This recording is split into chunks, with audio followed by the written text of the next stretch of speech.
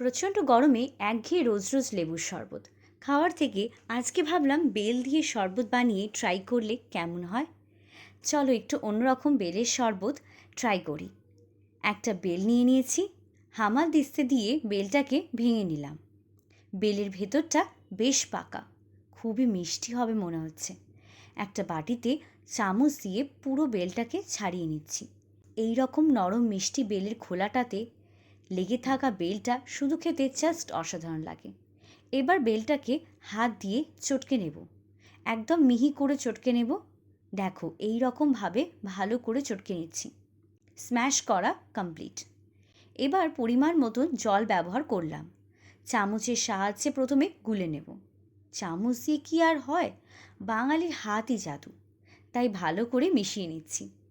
এবার একটা পরিষ্কার ছাঁকনিতে ছেঁকে নেব। বেশ কিছুক্ষণ ধরে নাড়তে নাড়তে ছাঁকতে হবে। বেলের পাল বেরোচ্ছে, আরও কিছুটা আছে, ছেঁকে নিলাম। এর মধ্যে আরেকটু জল দিয়ে বেলের বাকি পাল্পটাও বার করে নিলাম। বেলের পাল বার করা হয়ে গেছে। তোমরা যেই রকম কনসিস্টেন্সি খেতে চাও সেই রকম জল ব্যবহার করবে। আমি যতটা কনসিস্টেন্সি খাবো সেই রকম পরিমাণ মতো জল ব্যবহার করেছি।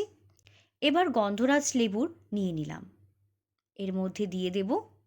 তোমরা আরেকটু বেশি চাইলে দিতে পারো, কিন্তু খুব বেশি লেবু দিও না। বিট নুন দিয়ে দিলাম, জলজিরা মশলাটা দিয়ে দিলাম। ভালো করে গুলে গ্লাসে ঢেলে দেব। তোমরা চাইলে এতে বরফও দিতে পারো। এই গরমে ঠান্ডা ঠান্ডা বেলের শরবত থাকলে আর কি চাই। আমার বেলের শরবত রেসিপিটি তোমাদের ভালো লাগলে অবশ্যই লাইক কমেন্ট করে জানিও।